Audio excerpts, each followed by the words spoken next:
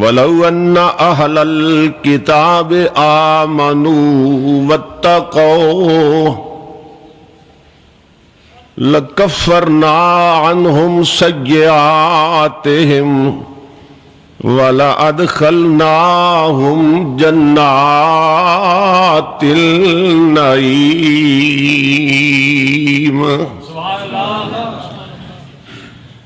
صدق اللہ مولانا العظیم وبلغنا رسولہ النبی الکریم الامین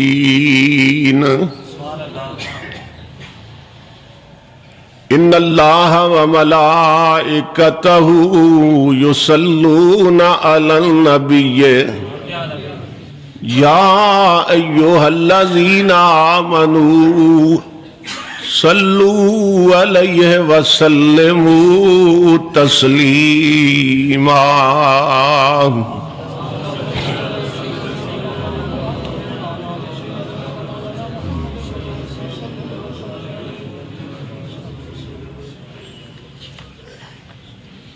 لائق صد احترام معزز حاضرین و سامعین، اللہ رب العزت کی توفیق و عنایت سے میں نے آپ حضرات کی خدمت میں قرآن حکیم کے جو الفاظ تلاوت کرنے کا شرف حاصل کیا ہے، ان میں اللہ رب العزت نے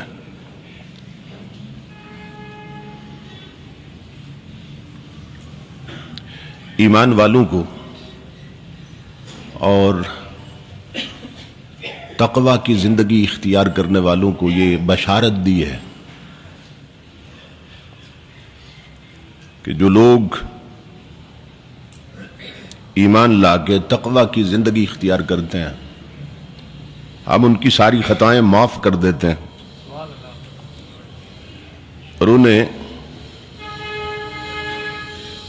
نعمتوں کے باغ عطا کرتے ہیں۔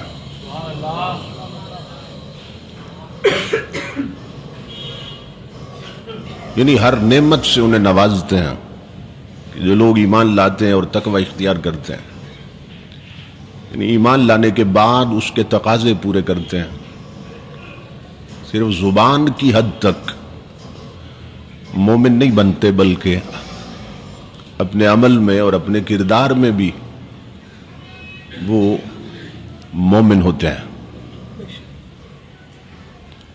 قرآن حکیم کے بہت سے مقامات پہ اللہ رب العزت نے نیک لوگوں کو، اپنی اطاعت کرنے والوں کو، اپنے محبوب کی اتباع کرنے والوں کو بشارتیں دی ہیں، خوشخبریاں سنائی ہیں۔ آج جن پریشانیوں میں ہم گھرے ہیں اور جن مسائل سے دوچار ہیں، ان پریشانیوں کو دور کرنے کا اور ان مسائل کو حل کرنے کا صرف یہی ایک طریقہ ہے کہ ہم اللہ رب العزت کے فرما بردار بندے بن جائیں، اس کے محبوب کے صحیح معنوں میں غلام بن جائیں، جس سے قرآن نے روکا اس سے رک جائیں، جس کے کرنے کا حکم دیا اسے کرنے لگ جائیں۔ ہماری تباہی کی بنیادی وجہ یہی ہے کہ ہم اپنے آپ کو مسلمان کہتے ہیں لیکن اسلام نظر نہیں آتا۔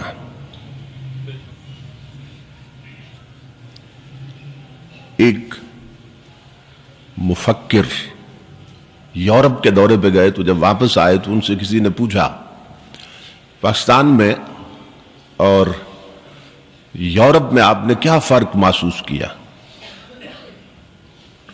بڑا خوبصورت جواب دیا انہوں نے، کہنے لگے کہ وہاں یورپ میں نے اسلام دیکھا ہے، مسلمان نہیں دیکھے، اور پاکستان میں نے مسلمان دیکھے ہیں، اسلام نہیں دیکھا۔ یعنی جو سچ ہمیں بولنا چاہیے تھا وہ بول رہے ہیں، جن چیزوں کی ہمیں ضرورت تھی کہ ہم اپناتے ہیں وہ ساری چیزیں ہیں وہ کر رہے ہیں، اور یہ سارا کچھ انہوں نے اسلام ہی سے لیا ہے۔ شریعت کے ہم نے جو پیمانے توڑے وہ لے جا کے سب اہل مغرب نے جوڑے، کہ ہم شریعت کے پیمانے توڑتے رہے اور وہ انہی کو جوڑ کر آج ہمارے آقا اور امام بن گئے اور ہم ان کے غلام بن گئے۔ جس طرح نام اسلام آباد ہے اور اسلام نظر نہیں آتا، اسی طرح ہم سارے مسلمان ہیں مگر اسلام نظر نہیں آتا۔ تو اللہ رب العزت نے فرمایا کہ وَلَوْ أَنَّ أَهْلَ الْكِتَابِ آمَنُوا وَاتَّقَوْا، اگر اہل کتاب، اس سے مراد ہم بھی ہیں، اس سے مراد دوسرے بھی ہیں کہ جو اہل کتاب ہے، اگر وہ ایمان لاتے اور تقوی اختیار کرتے لَكَفَّرْنَا عَنْهُمْ سَيِّئَاتِهِمْ، تو ان کے جتنے بھی گناہ ہوتے ہم ان کے نامہ اعمال سے ان کا بوجھ اتار دیتے، گناہ معاف کر دیتے۔ وَلَأَدْخَلْنَاهُمْ جَنَّاتِ النَّعِيمِ، اور انہیں چین اور نعمتوں کے باغ میں لے جاتے، اسی زندگی میں انہیں نعمتیں عطا کرتے، سکون عطا کرتے۔ تو قرآن حکیم کے بہت سے مقامات پہ اللہ رب العزت نے یہ وعدے کیے، یہ بشارتیں دی ان لوگوں کو جو اس کے راستے پہ چلتے ہیں۔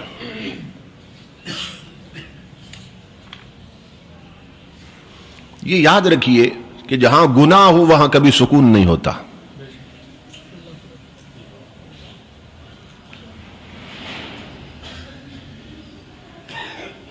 تو یہ ہو نہیں سکتا کہ گناہ ہو اور پھر سکون مل جائے، بلکہ نبی اکرم صلی اللہ تعالی علیہ وآلہ وسلم نے ایک حدیث پاک میں فرمایا کہ گناہ کی تعریف ہی یہ ہے وَالْإِثْمُ مَا حَاكَ فِي صَدْرِكَ، کہ جو تیرے دل کو کھٹکے، کرتے ہوئے بھی تجھے یہ کھٹک ہو کہ غلط کر رہا ہوں، اور کرنے کے بعد بھی یہ احساس رہے کہ میں نے جو کیا وہ غلط کیا۔ گناہ کی تعریف ہی یہ ہے کہ دلوں کو کھٹکتا ہے۔ تو گناہ سے دل پریشان ہوتے ہیں اور نیکی سے دلوں کو سکون ملتا ہے۔ ہمارے ماں باپ یا ان کے آباء و اجداد وہ سادہ وقتوں کے لوگ، مگر ان کی زندگی میں ہم سے بہتر سکون تھا۔ اس وقت ان کے پاس موبائل نہیں تھے، فون نہیں تھے، روشنی کا انتظام نہیں تھا، موجودہ دور کی یہ ساری سہولتیں نہیں تھیں، مگر سکون تھا۔ اور جو یہ چیزیں بڑھتی جا رہی ہیں، بے چینی بڑھتی جا رہی ہے، اس کا سبب یہ ہے کہ ان چیزوں کے بڑھنے سے گناہ بڑھ رہے ہیں، اور جتنے گناہ بڑھیں گے اتنی بے چینی بڑھے گی، یہ یاد رکھیں۔ اس حقیقت کو عقل مند لوگ، وہ کسی مذہب کے ہوں، انہوں نے تسلیم کیا ہے، یعنی صرف مسلمان نہیں، اس حقیقت کو کسی مذہب کے لوگ بھی جنہیں اللہ نے عقل سلیم عطا کی ہے، عقل دی ہے، انہوں نے اس حقیقت کو تسلیم کیا ہے۔ ایک انگریز مفکر کہتا ہے، کہتے ہیں the wages of sin is death، لوگوں یاد رکھو گناہ کی اجرت موت ہوتی ہے، ذلت کی موت۔ گناہ کرو گے تو ذلت کی موت آئے گی، یہ ایک انگریز مفکر کہہ رہا ہے۔ the wages of sin is death، گناہ کی اجرت موت ہوتی ہے اور ذلت کی موت ہوتی ہے، بیماریاں آتی ہیں، بے چینیاں آتی ہیں، سکھ رخصت ہوتا ہے، چین ختم ہوتا ہے، اور ذلت کی اموات مقدر بن جاتی ہیں گناہ سے۔ ایک اور انگریز مفکر، اب چونکہ ان میں بھی کچھ لوگ گزرے ہیں کہ جو ان حقیقتوں کو جان گئے، مثلا لیڈ بیٹر ان کا ایک بہت بڑا صوفی گزرا ہے پہلے کتاب میں، لیڈ بیٹر۔ اسی طرح پروفیسر بریفالٹ گزرا ہے، اس نے دا میکنگ آف ہیومینٹی کتاب لکھی ہے، اس نے ڈیوائن نالج لکھی ہے، تو یہ وہ حقیقتیں تسلیم کرتے ہیں۔ اب وہ کہتا ہے پیٹراچ، یہ بھی ان کا ایک گزرا اسی طرح کا، وہ کہتا ہے virtue is health and sin is sickness. وہ کہتا ہے نیکی صحت ہے اور گناہ بیماری ہے. نیکی کرو گے تو خوشیاں نصیب ہوں گی، سکون ملے گا. گناہ کرو گے تو بیماریاں آئیں گی، بربادیاں آئیں گی اور بے چینی آئے گی. اور میں حیران ہوا پڑھ کے کہ حضرت عیسیٰ علیہ السلام اللہ رب العزت نے بہت سے کمالات عطا کیے تھے. مادرزاد اندھوں کو آنکھیں عطا کرتے تھے، کوڑیوں کو ہاتھ پھیر کے ٹھیک کر دیتے تھے. ایک دن میں 70,000 نابینے مریض آتے ہیں. 70,000. اب ہر ایک کی آنکھ پہ ہاتھ پھیرنا ممکن نہ تھا. ایک بہت بڑا کپڑا رکھا تھا، اس پہ ہاتھ پھیر دیتے. فرماتے اس کپڑے کو میں نے اپنے دست نبوت کا فیض دے دیا ہے، اب جس کی آنکھ پہ رکھو گے اس کی آنکھیں سلامت ہو جائیں گی. لیکن ایک عجیب بات میں نے پڑھی کہ جس کو بھی ٹھیک کرتے، جس کو بھی صحت مند کر دیتے، اس کو جانے سے پہلے یہ نصیحت کرتے گو اینڈ سن نو مور، جاؤ اور آئندہ پھر کبھی گناہ نہ کرنا. جس بیمار کو صحت دیتے، جسے آنکھیں دیتے، جس کا کوڑ ٹھیک کر دیتے، جس کی بیماری دور کر دیتے، فرماتے گو اینڈ سن نو مور، جاؤ اور آئندہ گناہ نہ کرنا. اس سے یہ پتہ چلا بیماریاں، پریشانیاں، بے چینیاں گناہوں سے آتی ہیں. لیکن ہمیں یہ حقیقت معلوم نہیں یا معلوم ہے مگر آنکھیں بند کیے بیٹھے، یعنی جاگتے ہیں اور سو رہے ہیں. امام الانبیاء کے غلاموں، یہ حقیقتیں سمجھیں اور نبی اکرم صلی اللہ تعالی علیہ وآلہ وسلم کے دین کے مبلغ بن جائیں. قرآن حکیم میں اللہ رب العزت نے فرمایا ما لکم لا ترجون للہ وقارا. دولت میں عزت تلاش کرنے والوں، کوٹھیوں میں عزت تلاش کرنے والوں اور اونچے عہدوں میں عزت تلاش کرنے والوں، ما لکم، بدبختوں کیا ہو گیا تمہیں، لا ترجون للہ وقارا، رب سے عزت کیوں نہیں ڈھونڈتے. یہ آیت ہے قرآن کی. دنیاوی چیزوں میں عزت تلاش کرنے والوں مجھ سے عزت کیوں نہیں لیتے. مولا تو عزت کیسے دیتا، عزت کیسے عطا کرتا ہے. تو حدیث پاک میں اللہ نے فرمایا میرے حبیب میری امت کو بتا دے طوبی لمن تطہر فی بیتہ ثم زارنی، اس کو خوشخبری دے میرے حبیب جو اپنے گھر میں نہایا، غسل کیا، کپڑے بدلے، خوشبو لگائی، مسواک کیا، ثم زارنی، پھر میرے گھر مجھے ملنے آیا. یہ نہیں فرمایا کہ صرف میرے گھر آیا، یہ نہیں فرمایا صرف مسجد میں آیا، نہیں، ثم زارنی، پھر مجھے ملنے آیا. غسل کیا گھر میں، کپڑے بدلے، خوشبو لگائی. کیوں؟ کہ رب سے ملنے جانا ہے، رب سے ملاقات ہونی ہے. میرے گھر آیا مجھے ملنے کے لیے. تو مولا تو پھر کیا کرتا ہے؟ فرمایا فحق علی المزور، یہ اللہ کا فرمان ہے. فحق علی المزور ان یکرم زائرہ. اور لوگوں پھر میں نے تمہیں بھی یہ بتایا کہ تمہارے گھر میں مہمان آئے تو اسے عزت دو. تو کہا کیسے ممکن ہے دوسروں کو کہوں گھر آئے وہ کو عزت دو اور تم میرے گھر آؤ اور میں تمہیں عزت نہ دوں؟ یہ کیسے ممکن ہے؟ یہ حدیث قدسی ہے. اور پھر اعلان کیا جاتے ہو بندوں کے پاس جاتے ہو منہ پھیر لیتے ہیں. روٹے ہوئے بھائی کو منانے جاؤ رخ بدل لیتا ہے. باپ کو منانے جاؤ پیشانی پہ بل ڈالتا ہے. دوستوں کو منانے جاؤ پچھلی باتیں اور کہانیاں چھیڑ دیتے ہیں. تو مولا اگر تیرے دروازے پہ آئے تو کیا کرے گا؟ فرمایا من تقرب الیہ تلقیتہ من بعید.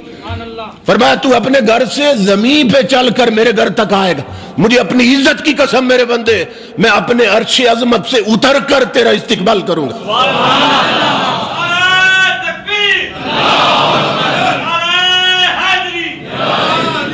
ما لکم لا ترجون للہ وقارا. ذلت کی زندگیاں گزارنے والوں تمہیں کیا ہو گیا؟ تم رب سے عزت نہیں مانگتے، رب سے عزت نہیں لیتے. اور پھر اللہ نے اعلان کیا من ذا الذی قرأ علی بابی فلم افتح لہ. کہ کوئی بتاؤ ہاتھ کھڑا کر کے کہ جس نے میرے دروازے پہ دستک دی ہو اور میں نے نہ کھولا ہو. یہ اللہ کے پیغام ہے بندوں کے نام. تو ساری عزتیں اللہ رب العزت کی چوکھٹ پر پہنچنے میں ہے، اس کے ساتھ وابستگی میں ہے، حضور کی سچی غلامی میں ہے. مگر ہمیں یہ بات سمجھ نہیں آ رہی. امام الانبیاء کے غلاموں میں یہ عرض کر رہا تھا کہ نبی اکرم صلی اللہ تعالی علیہ وآلہ وسلم نے فرمایا کہ میری امت پہ ایک وقت آئے گا کہ 72 بیماریاں یا 72 نحوستیں یا 72 گناہ میری امت میں ایسے پھیل جائیں گے کہ جس کے سبب سے ان پہ عذاب آئیں گے. بیماریاں لگیں گی، اچانک اموات واقع ہوں گی، موت واقع ہوگی، ایکسیڈنٹ ہوں گے، حادثے ہوں گے. تو میں عرض کر رہا تھا کہ نبی اکرم صلی اللہ تعالی علیہ وآلہ وسلم نے ایک حدیث پاک میں 72 علامتیں اور نشانیاں بتائیں. تو یہ سنتے جائیں اور یاد رکھیں کہ یہ جو چیزیں بربادی کا سبب بنتی ہیں، اگر کرتے ہیں تو ان سے توبہ کریں، نہیں کرتے تو پھر عزم کریں کہ مولا ہم ان کے قریب بھی نہیں جائیں گے. اس لیے کہ آج ہم جو گناہ کر رہے ہیں صرف اپنے آپ کو برباد نہیں کر رہے، آنے والی نسلوں کو برباد کر رہے ہیں. یعنی ہم تو ہوں گے برباد مگر آنے والی نسلیں برباد ہوں گی. ایک بزرگ فرماتے ہیں میں گناہ اس لیے بھی نہیں کرتا، ہمیں تو اپنی نسل کا حیا نہیں ہے.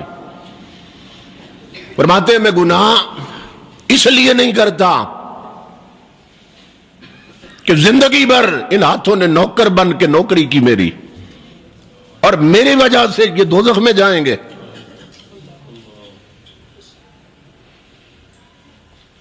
زندگی بھر ان پاؤں نے بیساکھی کا کام دیا، میں ان ٹانگوں پہ چلا. گناہ اس لیے نہیں کرتا کہ میری وجہ سے زندگی بھر جو میرے نوکر رہے یہ جہنم میں عذاب سہیں گے، میری وجہ سے جلیں گے، اس لیے میں گناہ نہیں کرتا. تو ہمیں تو اپنی نسلوں کی فکر نہیں ہے. حضور غوث اعظم رضی اللہ تعالیٰ عنہ فرماتے ہیں کہ اللہ رب العزت فرماتا اذا اصیت غضبت اذا غضبت لعنت. اے میرے حبیب میرے بندوں کو بتا دے کہ اذا اتیت ردیت، یہاں سے بات شروع کی، اذا اتیت ردیت، کہ جب میری مانی جائے میں راضی ہو جاتا ہوں. جب میرے بندے میری مان لے میں راضی ہو جاتا ہوں. اور اذا ردیت بارکت، جس پہ راضی ہو جاؤں اس کی نحوستیں ختم کر کے اسے برکتوں سے بھر دیتا ہوں. اور لیس لبرکتی نہایا، اتنی برکتیں دیتا ہوں پھر ان کی کوئی حد نہیں رہتی، کوئی کنارہ نظر نہیں آتی، جس پہ راضی ہو جاؤں. لیکن اس کے اپوزٹ اذا اصیت غضبت، کہ جب میری نافرمانی ہو پھر مجھے بھی غضب آتا ہے، غصہ آتا ہے، ناراض ہوتا ہوں جو نافرمانی کرے. اور اذا غضبت لعنت، جب میں کسی پہ ناراض ہو جاؤں اس پہ لعنت بھیجتا ہوں. اور ان اللعنت منی تبلغ السابع من الولد، اور میری لعنت اترتی اس ایک بدبخت پہ ہے مگر اس کی 7 پشتوں تک چلتی رہتی ہے. اس لیے عرض کر رہا ہوں آج ہم ایسے گناہ کر کے اپنی نسلیں برباد کر رہے ہیں. اب آگے میں عرض کروں گا کہ کس طرح اللہ رب العزت کے فیصلے ہوتے ہیں. گناہ بھی نہیں تھا مگر کس طرح فیصلے بدلے، یہ آگے چل کے عرض کرتا ہوں. تو نبی اکرم صلی اللہ تعالی علیہ وآلہ وسلم نے فرمایا، یہ 39ویں علامت میں یہاں تک پہنچا تھا، وَأُطِّلَتِ الْحُدُودِ، کہ ایک وقت آئے گا کلمہ میرا پڑھیں گے، امت میری ہوں گے مگر میرے ہی قانون کو معطل کر دیں گے، عمل نہیں ہوگا. قرآن صرف ختم کے لیے رہ جائے گا، کلمہ صرف لکھ نکلوانے کے لیے ہوگا کہ بیماری گھر سے نکلے، اور برکتیں آئیں.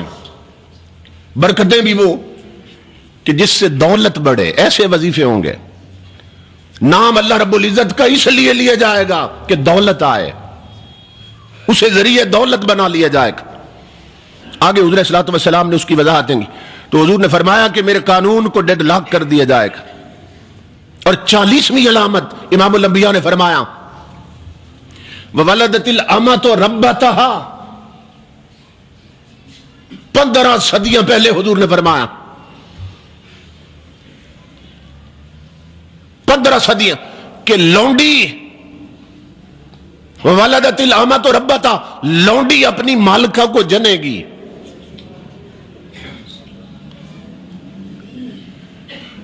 नौकरानी अपनी मालिका को जन्म देगी।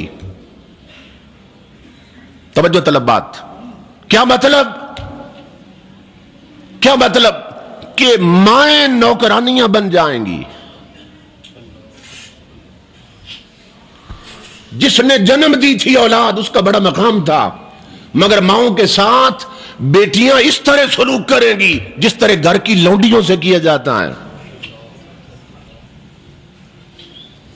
तो गोया माएं खुद अपनी माल का जन्म देंगी, माएं खुद अपनी आका को जन्म देंगी कि जनने वाली लौंडी बनेगी, जिसने जन्म लिया वो मालिका हो जाएगी। औलाद में इस तरह हया नहीं होगा। बेटियां माओं पे हुक्म चलाएंगी, छोटियां बड़ी औरतों पर हुक्म चलाएंगी, उन्हें कोई अहमियत नहीं देंगे। तमाम मुफस्सिरीन ने इसका यह मतलब बयान किया।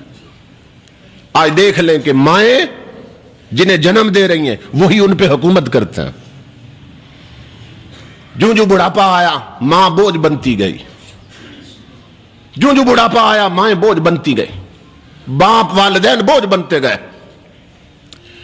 और हमें मालूम नहीं, एक बंदा इमामुल अंबिया की बारगाह में हाजिर हुआ, अपने वालिद की कुछ शिकायत कर दी। कहने लगा जी मैं सारा दिन मेहनत करता हूं और वो घर बैठे रहते हैं। तो इमामुल अंबिया ने फरमाया तुरज़कून बिदुआफाइकुम, फरमाया जिसकी शिकायत लाया सुन, अल्लाह की इज्जत की कसम, उसके सफेद बालों का हया करके तो तुझे रिज्क दिया जा रहा है। तू समझता है तेरे हाथों की कमाई है? नहीं, ये बाप की दुआओं की कमाई है। जिस दिन तेरी पुश्त पर उसके हाथ उठने रुक गए तू बर्बाद हो जाएगा।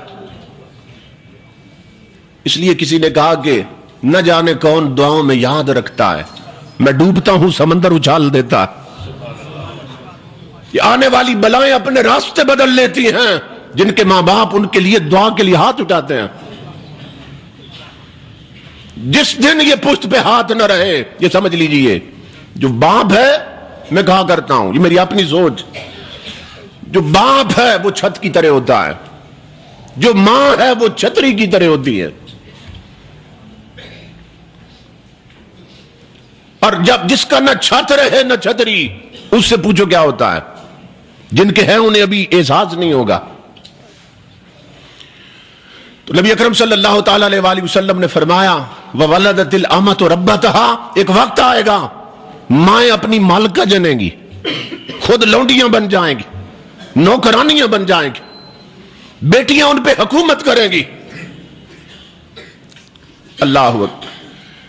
हुजूर सल्लल्लाहु अलैहि वसल्लम से पूछा गया या रसूल अल्लाह सल्लल्लाहु अलैहि वसल्लम मन अहक्कु बिहुस्न सहाबती, ये हुजूर से सवाल हुआ, मन अहक्कु बिहुस्न सहाबती या रसूल अल्लाह मेरे हुस्न सलूक का सबसे बेहतर हकदार कौन है? सवाल किया हुजूर से। इमामुल अंबिया ने फरमाया उम्मुक, तेरे सबसे अच्छे बिहेवियर और सलूक की हकदार तेरी मां है। काला सुम्मा मन, सहाबी ने पूछा आका फिर कौन? फरमाया सुम्मा उम्मुक, फिर भी तेरी मां है। काला सुम्मा मन, फिर पूछा आका फिर कौन? फरमाया सुम्मा उम्मुक, फिर तेरी मां है। 3 बार हुजूर ने सवाल के जवाब में मां का नाम लिया। चौथी बार उसने पूछा सुम्मा मन, फरमाया सुम्मा अबूक, अब तेरा बाप। तो जिसके साथ सबसे बढ़ के हुस्न सलूक का हुजूर ने हुक्म दिया था, उसी को हमने घर की सबसे बेकार चीज समझ लिया।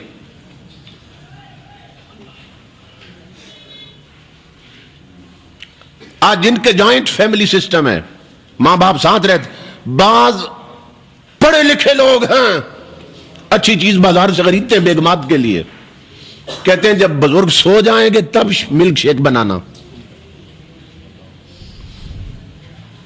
ऐसे ही होता है। بہت اچھی چیز لایا ہوں، یہ چیز ملی ہے، لیکن جب وہ سو جائیں گے تب کھائیں گے مل کے۔ جن کا حیا کر کے تجھے رزق دیا جا رہا ہے انہی سے چھپا رہا ہے۔ جس نے تیرے کہنے پر منہ کے لقمے نکال کے تجھے دے دیے تھے، آج اسی کو ایک دودھ کا گلاس پیش کرنے کا تو سزاوار نہیں سمجھتا۔ ہر مہینے بیگم کے لیے نیا سوٹ لانے والے 6 مہینے سے ماں کی پھٹی چادر پہ نظر کیوں نہیں گئی؟ توجہ طلب بات۔ ماں باپ گھروں میں ایک بیکار شے تصور کیے جانے لگے، اور نہ معلوم کہ ہمارے اس رویے کی وجہ سے اوپر سے کتنے فیصلے بدل جاتے ہیں۔ میں حیران ہوا پڑھ کر، اس سے بڑھ کے کیا ہوگا؟ گناہ بھی کوئی نہ تھا، نبی تو معصوم ہوتے ہیں۔ حضرت یوسف علیہ السلام گھر میں بیٹھے تھے، حضرت یعقوب آئے علیہ السلام، والد تھے ان کے۔ یوسف علیہ السلام استقبال کے لیے کھڑے نہ ہو سکے، اچانک سر پہ آ پہنچے، اس لیے شاید نہ اٹھ سکے، کوئی سبب بنا۔ باپ بھی نبی ہے، بیٹا بھی نبی، والد آیا بیٹے کے گھر میں، یوسف علیہ السلام نہ اٹھ سکے۔ مفسرین لکھتے اللہ رب العزت نے اسی وقت وہی بھیجی، فرمایا یوسف باپ کے آنے پر تم نہیں اٹھے نا، ہمیں اپنی عزت کی قسم اب تیری پوشت سے ہم کوئی نبی پیدا نہیں کریں گے۔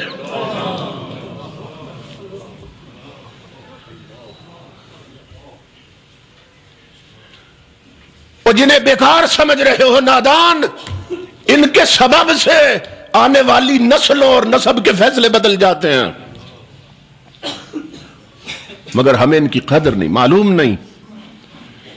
تو نبی اکرم صلی اللہ تعالی علیہ وآلہ وسلم سے پوچھا گیا، یا رسول اللہ صلی اللہ علیہ وسلم، من احق بحسن، 3 بار حضور نے فرمایا من احق بحسن صحابتی، کہ تیری ماں سب سے بڑھ کے حقدار، اس لیے کہ یہ بے لوث محبت کرنے والے ہیں، بے لوث محبت کرنے والے ہیں،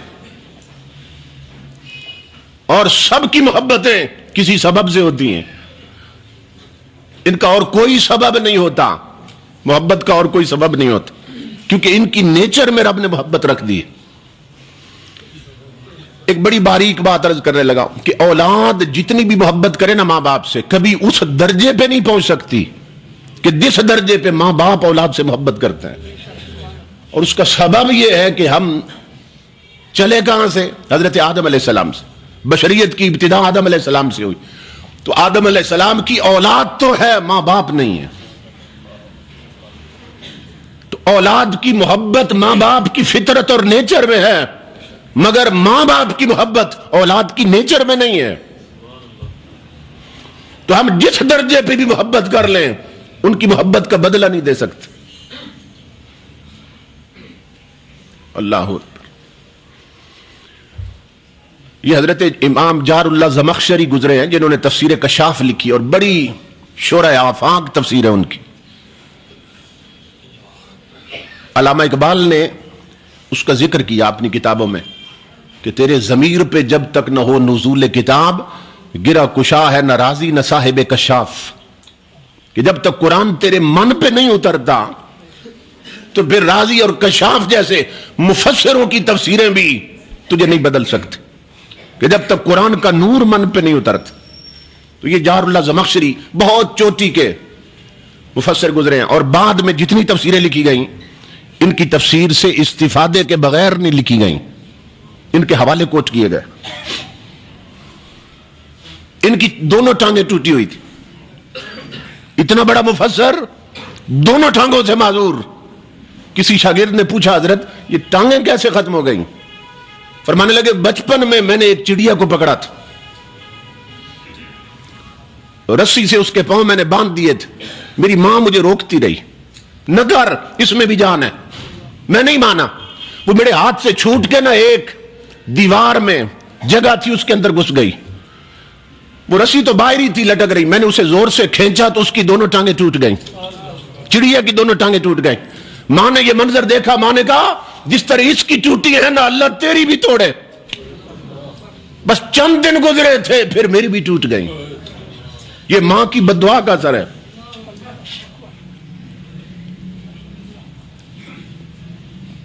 ڈرتے رہو اور دعا کرتے رہو کہ کسی کے خلاف اس کی ماں کے ہاتھ نہ اٹھ جائیں. یاد رکھ، ورنہ بربادی میں کوئی دیر نہیں لگتی. علامہ اقبال کی جب والدہ فوت ہوئی ہیں تو اقبال نے بڑی درد سے یہ نظم لکھی تھی. کس کو ہوگا اب وطن میں آہا میرا انتظار، کون میرا خط نہ آنے سے رہے گا بے قرار. خاک مرکز پر تیری لے کر یہ فریاد آؤں گا، اب دعائے نیم شب میں کس کو میں یاد آؤں گا. رات کے پچھلے پہر کی دعاؤں میں اب مجھے کون یاد کرے گا اے ماں سوائے تیرے. اور افسوس اقبال کو یہ ہے کہ عمر بھر تیری محبت میری خدمت کر رہی، عمر بھر تیری محبت میری خدمت کر رہی، اور میں تیری خدمت کے جب قابل ہوا تو چل بسی.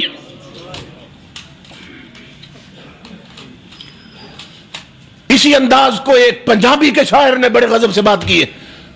کہتا ہے جنہاں گھراں وچ ماں نہیں ہوندی انہاں گھراں وچ چھاں نہیں ہوندی. کبھی رب کی رحمتوں کے سائے نہیں اترتے جہاں سے ماں نکال دی جائے. جنہاں گھراں وچ ماں نہیں ہوندی انہاں گھراں وچ چھاں نہیں ہوندی. اور غالباً فخری نے لکھا ہے، یہ نظم اس کی ہے، وہ کہتا ہے ماں فوت ہوگی نا، کہتا ہے وہاں جاندی ہے فخری پتر پر وہ آپ اگاں نہیں ہوندی. کانوں میں اس کے آواز گونجتے ہیں لیکن خود سامنے نہیں آتی. اور تابش نے کہا تھا ایک مدت سے میری ماں نہیں سوئی تابش، میں نے ایک بار کہا تھا مجھے ڈر لگتا ہے. بچپن میں کہا تھا ماں مجھے ڈر لگتا ہے، اس نے کہا چل میں جاگتی ہوں تو سو جائے گا. اتنی بے لوث محبتیں کرنے والے نہیں ملیں گے. اگر تمہارے ماں باپ زندہ ہیں، کس کی طلب نہیں ہے کہ میرا رب راضی ہو جائے؟ کس کی طلب نہیں ہے مجھے جنت مل جائے؟ کس کی طلب نہیں ہے میں کعبے کی زیارت کر لوں؟ امام الانبیاء کے غلاموں، اگر ماں باپ زندہ ہیں تو اللہ کی عزت کی قسم کھا کے کہہ رہا ہوں کعبہ بھی تمہارے گھر میں ہے، جنت بھی تمہارے گھر میں ہے.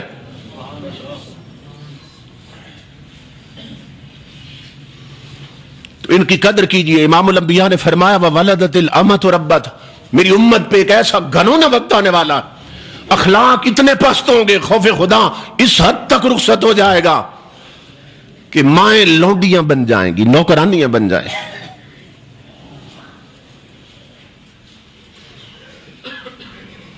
41ویں علامت،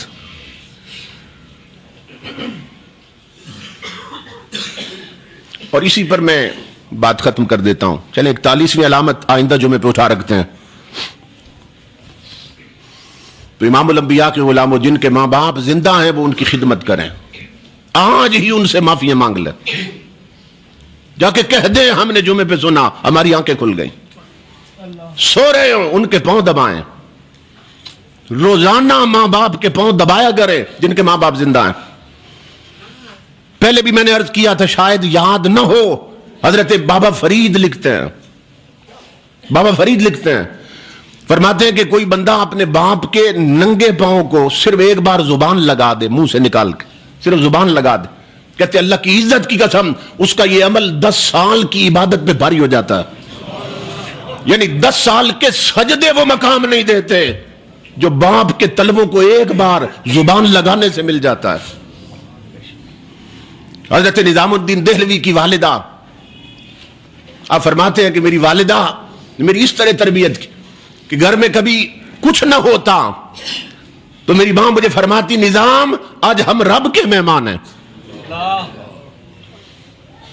تو کہتے ہیں ماں کہ یہ جملے اتنی لذت دیتے مجھے کہ میری یہ طلب رہتی کاش گھر میں روز کچھ نہ ہو اور ماں یہ جملے بول دے آج ہم رب کے مہمان ہیں. کہتے ہیں تہجد کے لیے مجھے ساتھ اٹھاتی، نماز کے لیے بچپن میں انگلی پکڑ کے میری ماں نے مجھے مصلی پہ بٹھایا، جولی میں بٹھا کے قرآن کی تلاوت کرتی. تو جو انوارات ماں کو نصیب ہوتے وہ نظام الدین پہ بھی اترتے رہتے. ایک وقت آیا کہ نظام الدین نہیں رہا، محبوب الہی بن گیا. فرماتے اس کے پیچھے سب میری ماں کی دعاؤں کی برکتیں اور تربیت کا نتیجہ. اللہ پاک حضور کے توسل سے حقائق کو سمجھ کر ماننے کی اور عمل کی توفیق عطا فرمائے. وما علینا الا البلاغ.